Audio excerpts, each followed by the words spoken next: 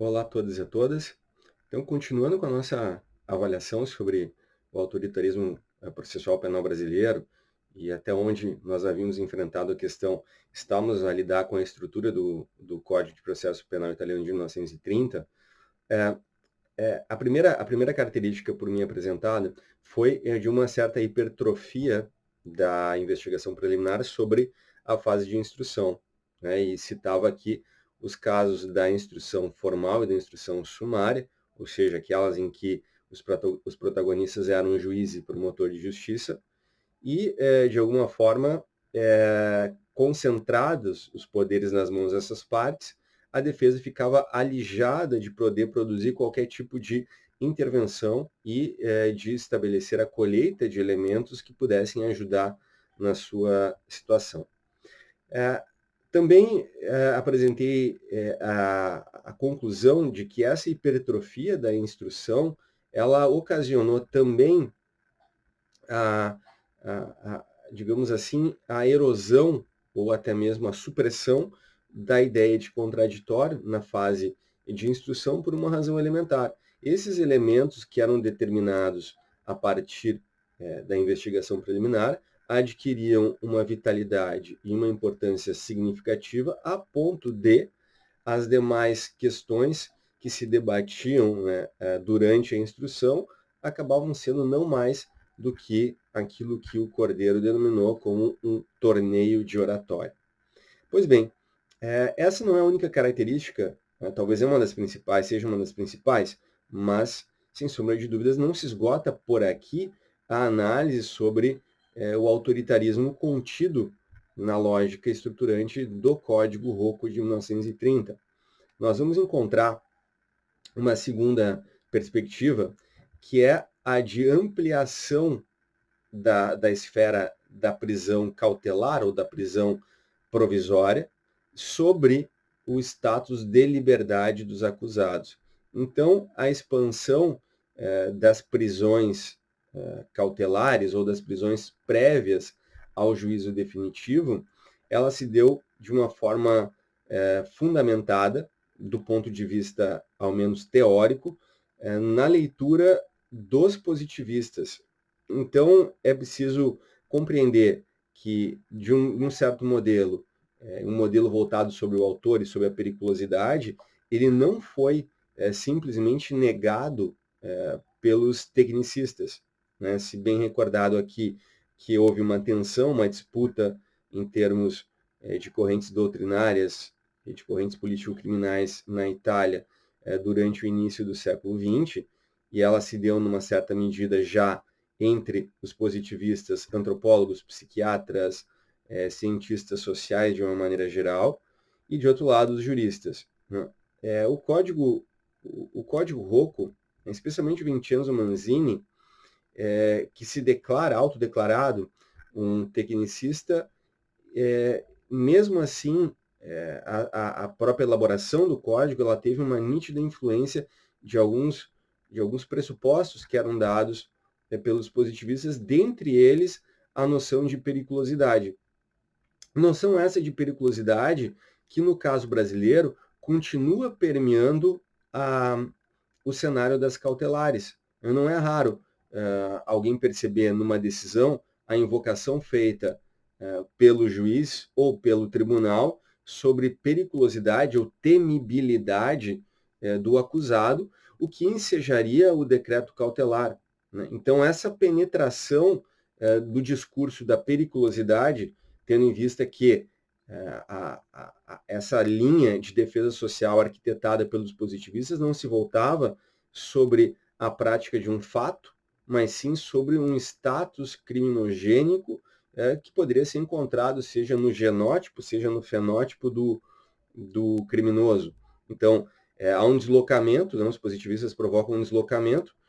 do fato criminoso para quem é o criminoso, buscando ali apresentar as raízes etiológicas do crime, mas, sobretudo, o status das prisões cautelares, elas aderem muito mais a esses prognósticos de recidiva ou prognósticos de prática eventual e futura de crimes que recomendariam o cerceamento da liberdade daquelas pessoas. Portanto, além dos critérios usuais jurídicos das prisões cautelares, todo o sistema de cautelaridade processual penal do Código Rocco estava também montado sobre os fundamentos e parâmetros dos antropólogos, dos cientistas sociais e também dos psiquiatras, né, voltados sobre a periculosidade dos sujeitos. E daí que uma série significativa de crimes, talvez crimes até de menor lesividade, porém praticados por pessoas que se acomodavam no conteúdo geral de classe perigosa, receberiam um tratamento mais rigoroso a partir das cautelares. Muitas das estruturas normativas que regulariam o Código Liberal de 1913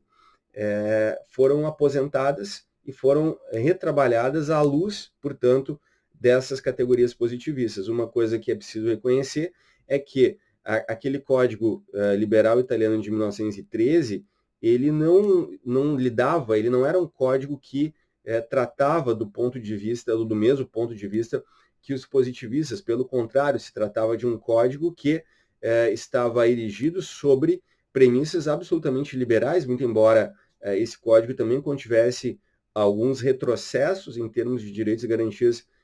liberais. Mas, seja como for, a própria possibilidade de uma determinação de soltura automática após a passagem de determinado tempo é sintomático da preocupação com a vinculação a certos limites. Portanto, estava ali presente o ideário iluminista de certo pensamento crítico em relação ao poder. O que muda com os positivistas é o deslocamento, portanto, que caracteriza o iluminismo de uma crítica centrada na razão sobre o poder e que migra, portanto, para uma outra esfera, que é a da crença inaudita na veracidade, na confiabilidade da ciência. A ciência da época apresentava contornos que poderiam identificar pessoas criminosas e anormais daquelas que seriam cidadãos normais, né, e não criminosos, portanto. A ampliação das cautelares processuais penais nesse período foi tamanha que, inclusive, se permitiu que a própria polícia determinasse prisões de natureza cautelares, o famoso fermo de polizia. O fermo era uma medida cautelar que poderia ser decretada pela autoridade policial. Eu nem falo aqui de polícia judiciária, não se trata disso, falo de polícia repressiva mesmo, determinando medidas cautelares. E nesse ponto, portanto, o Código Rocco ele apresentou,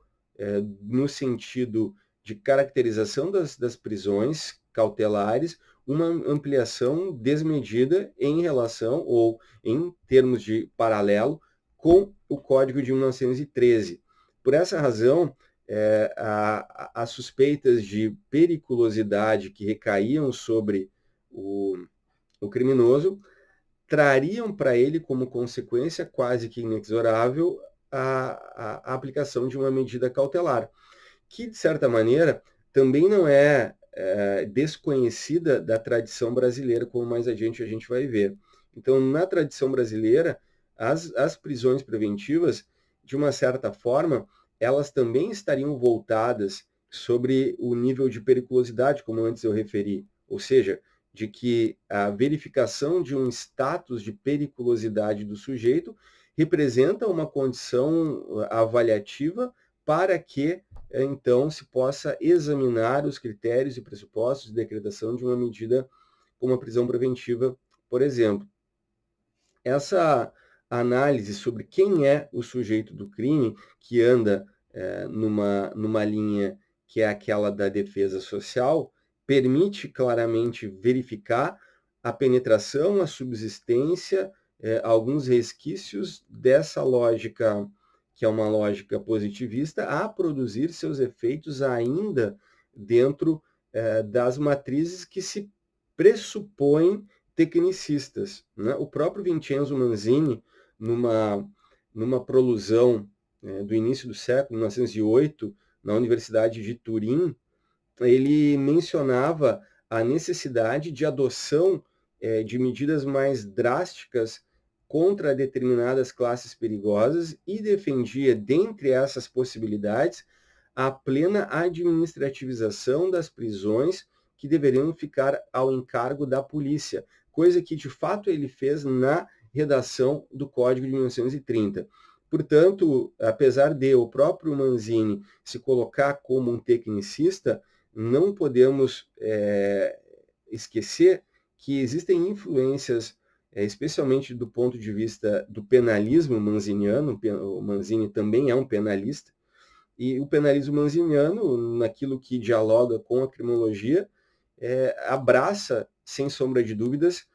muitas das questões importantes ou relevantes para a criminologia de matriz positivista. Então, não é errôneo dizer, pelo contrário, é muito acertado se prognosticar que o Código de 1930 ele não abandonou o diálogo com os positivistas, e a ampliação da prisão preventiva é um dos fatores principais que legitima, né, esse setor doutrinário a produzir efeitos legislativos na doutrina processual penal italiana do início do século XX. Também não se pode esquecer que havia entre os positivistas e os tecnicistas uma chamada terceira escola, la terza scuola, do qual se poderia citar, por exemplo, Emanuele Carnevali, e que tentava compor uma espécie de disposição entre positivistas e tecnicistas. Então,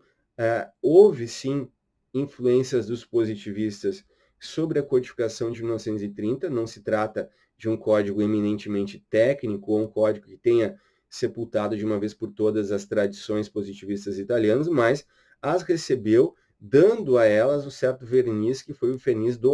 do acabamento em relação às prisões preventivas. Então, as prisões cautelares, sem sombra de dúvidas, foi uma obra da importação das bases positivistas para o processualismo italiano do início do século. Mais do que isso, também se deve ter em consideração que as prisões cautelares, de uma certa maneira, elas funcionaram como um esteio para se garantir também prisões políticas, certo? Então, não só as prisões cautelares se prestaram a serem utilizadas contra opositores políticos, mas também é interessante notar que as próprias medidas de segurança foram utilizadas contra opositores políticos, contra delinquentes políticos.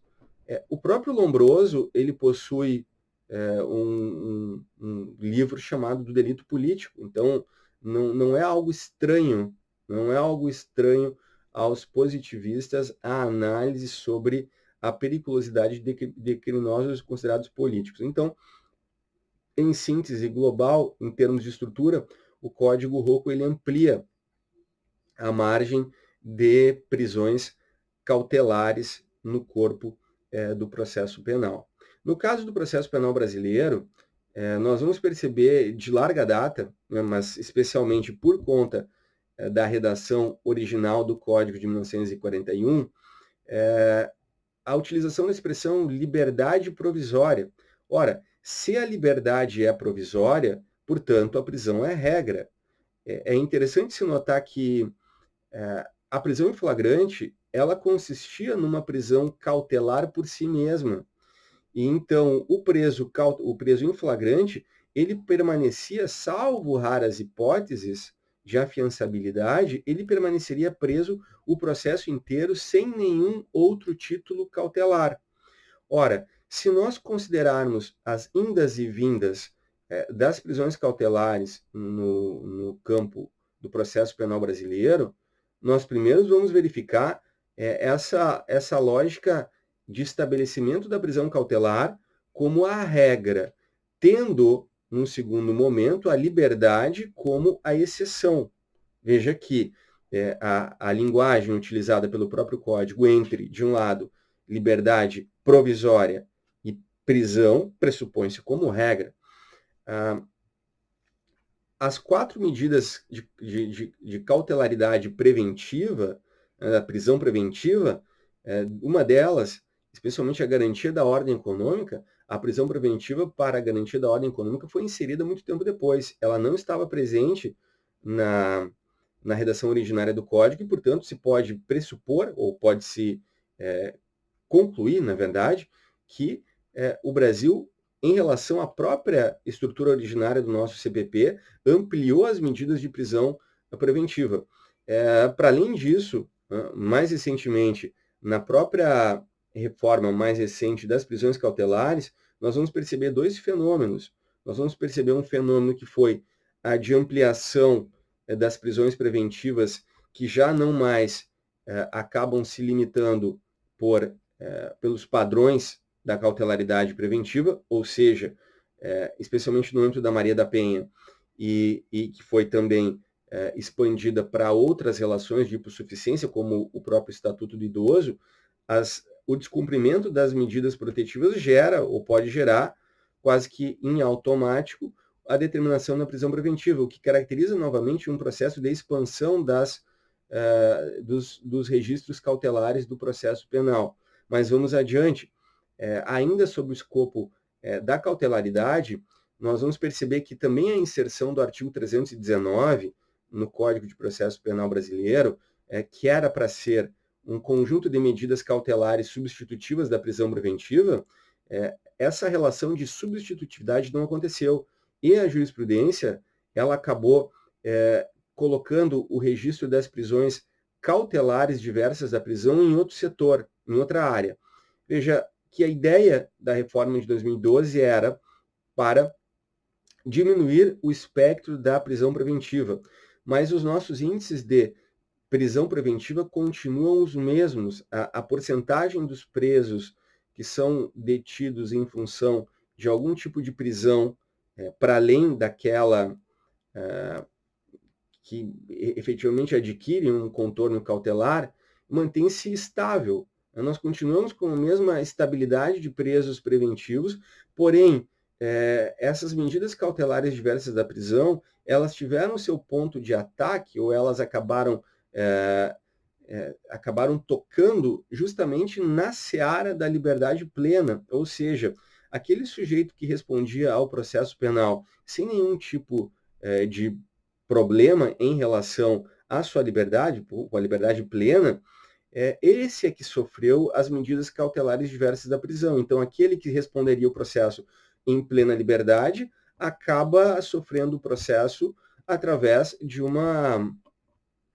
fiança, de uma determinação de uma limitação no final de semana. Aí ele acaba recebendo uma proibição a própria prisão domiciliar é um modelo que pode ser aplicado aqui. Ou seja, as medidas do 319 do Código de Processo Penal acabaram atingindo não o que era para ser o alvo, portanto, dessa reforma, que era diminuir o número de presos preventivos no sistema carcerário brasileiro, mas acabou atingindo o outro setor dos acusados, que eram aqueles que respondiam processo penal em liberdade. Então, desde esse ponto, nós tivemos também uma maximização da cautelaridade processual penal, ou seja, uma ampliação das prisões preventivas. Mas não para por aí. A expansão pós 1941, ela também se desenvolveu a partir da substituição de uma prisão administrativa ou de uma prisão para averiguação, que era uma prática comum dadas as relações de subordinação dos indivíduos em relação ao Estado, mas, ao mesmo tempo, ela foi alterada para a chamada prisão temporária, uma prisão para investigação, e que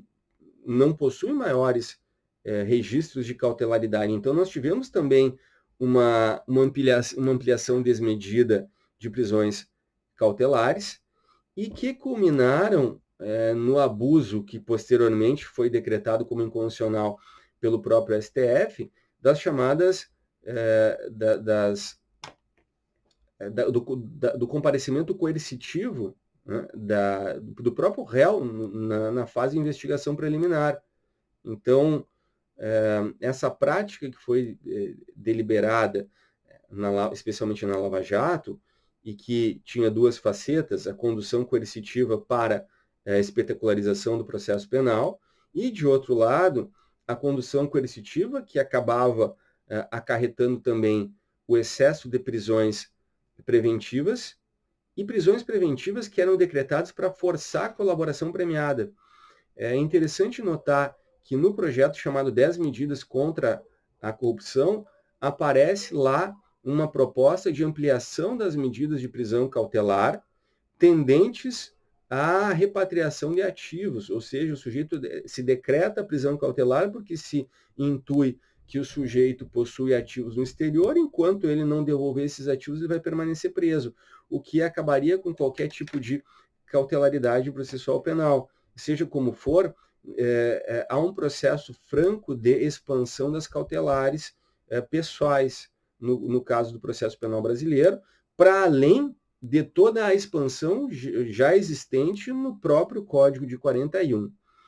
Para também não dizer de modo contrário, as cautelares reais, especialmente aquelas de arresto e de sequestro, têm sido constantes em todos os processos de criminalidade econômica ou financeira. E as medidas de confisco de bens, elas acabam sendo uma medida atrelada a uma espécie de securitização das relações financeiras, deflagradas via de regra a partir de uma nova hegemonia transnacional, encabeçada sobretudo pelos Estados Unidos, e que considera 3 crimes em conjunto, em franca relação, que é a construção de uma cruzada moral anticorrupção, que se liga e que se conecta à lavagem de dinheiro e que, ao fim e ao cabo, acaba, no pós-11 de setembro, enxertando a figura do terrorismo e de todas as transformações pelas quais vão passar as democracias ocidentais a partir de uma, como diria o Foucault, de sociedades securitárias. Então, o confisco de bens acaba sendo atrelado a uma das medidas mais importantes, conexas à lavagem de dinheiro, e o paradigma da lavagem de dinheiro, me parece que é possível falar justamente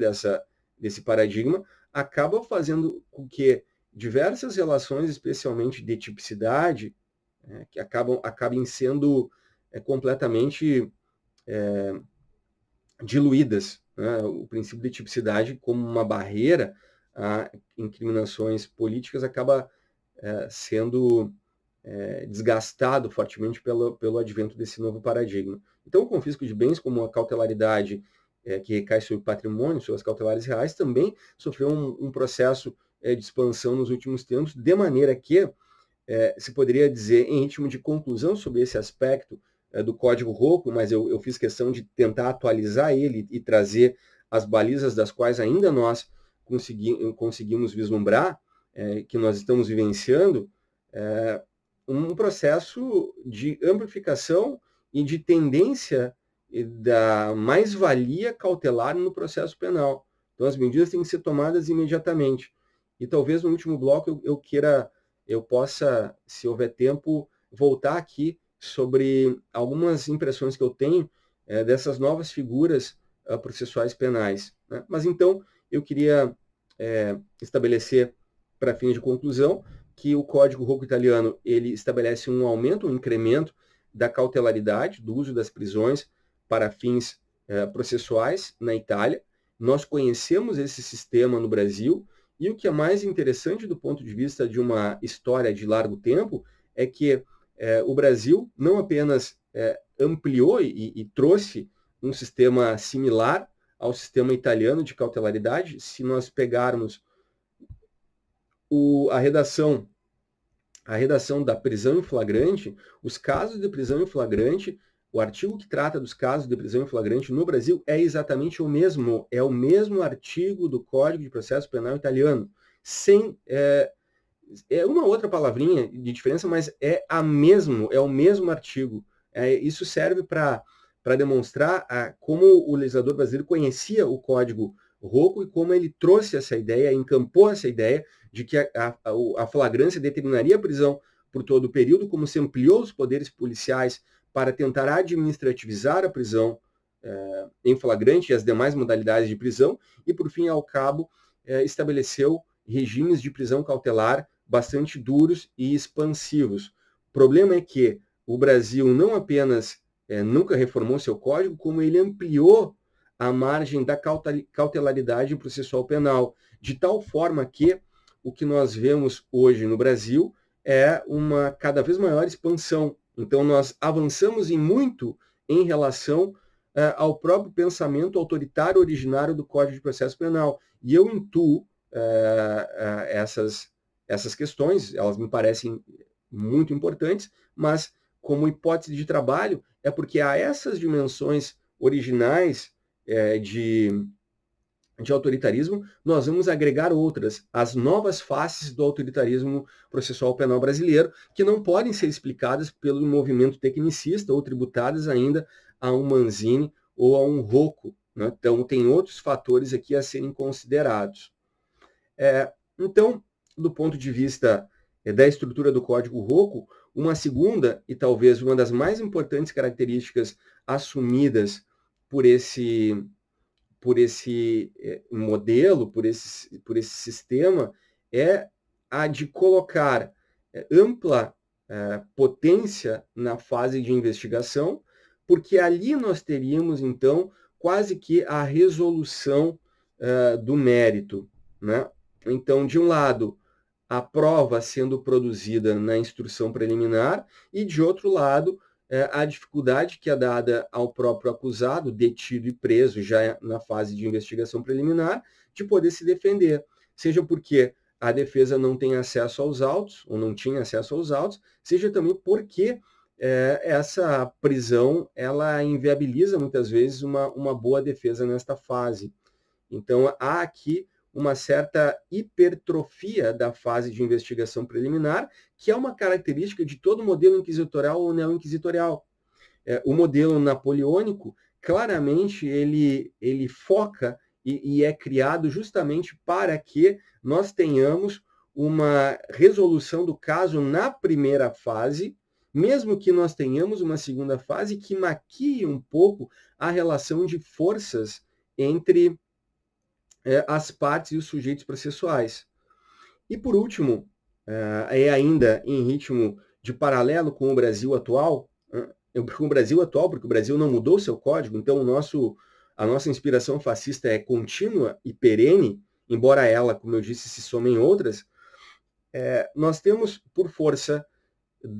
do mecanismo de prevenção, uma outra problemática, que é a da interferência dos fatores cognitivos ou da criação de vieses no campo processual penal, quando nós demandamos de um juiz que ele analise perspectivas cautelares na fase de investigação. Então, a figura do juiz de garantias, ela teria como função também, e talvez mais própria, evitar a contaminação do juiz de mérito, do juiz da instrução, com o material que foi produzido naquela fase. Ou seja, quando se fala em uma originalidade cognitiva, se está a dizer que o juiz tem que, quando julga o mérito de um caso, ele tem que tomar conhecimento da prova pela primeira vez. É aquilo que um juiz da Suprema Corte Americana, chamada Oliver Holmes, chamava de mente virgem, the virgin mind. Ou seja, quando eu não posso ter vieses, eu não posso ter formações de vieses, e um dos fatores prioritários de formação de vieses é aquilo que se denomina como dissonância cognitiva, que também o caríssimo